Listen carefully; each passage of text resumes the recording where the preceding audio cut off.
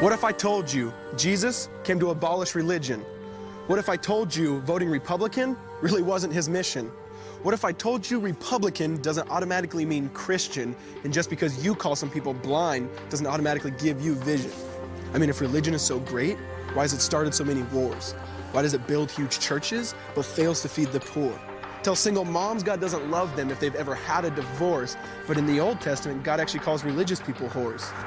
Religion might preach grace, but another thing they practice. Tend to ridicule God's people. They did it to John the Baptist. They can't fix their problems, and so they just mask it, not realizing religion's like spraying perfume on a casket. See, the problem with religion is it never gets to the core. It's just behavior modification, like a long list of chores. Like, let's dress up the outside, make it look nice and neat. But it's funny, that's what they used to do to mummies while the corpse rots underneath. Now, I ain't judging, I'm just saying, quit putting on a fake look. Because there's a problem if people only know that you're a Christian by your Facebook. I mean, in every other aspect of life, you know that logic's unworthy. It's like saying you play for the Lakers just because you bought a jersey. See, this was me too, but no one seemed to be on to me. Acting like a church kid while addicted to pornography. See, on Sunday I'd go to church, but Saturday getting faded, acting if I was simply created to just have sex and get wasted. See, I spent my whole life building this facade of neatness, but now that I know Jesus, I boast in my weakness. Because if grace is water, then the church should be an ocean. It's not a museum for good people, it's a hospital for the broken. Which means I don't have to hide my failure, I don't have to hide my sin. Because it doesn't depend on me, it depends on Him. See, because when I was God's enemy, and certainly not a fan, He looked down and said, I want that man.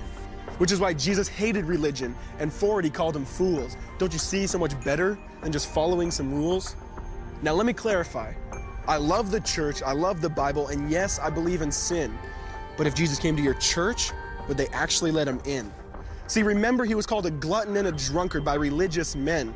But the Son of God never supports self-righteousness, not now, not then. Now back to the point, one thing is vital to mention. How Jesus and religion are on opposite spectrums. See, one's the work of God, but one's a man-made invention. See, one is the cure, but the other's the infection. See, because religion says do, Jesus says done. Religion says slave, Jesus says son. Religion puts you in bondage, while Jesus sets you free. Religion makes you blind, but Jesus makes you see. And that's why religion and Jesus are two different clans. Religion is man searching for God. Christianity is God searching for man. Which is why salvation is freely mine, and forgiveness is my own. Not based on my merits, but Jesus' obedience alone. Because He took the crown of thorns and the blood dripped down His face. He took what we all deserved. I guess that's why you call it grace. And while being murdered, He yelled, Father, forgive them. They know not what they do. Because when He was dangling on that cross, He was thinking of you. And He absorbed all your sin, and He buried it in the tomb, which is why I'm kneeling at the cross saying, come on, there's room. So for religion, no, I hate it. In fact, I literally resent it. Because when Jesus said, it is finished, I believe He meant it.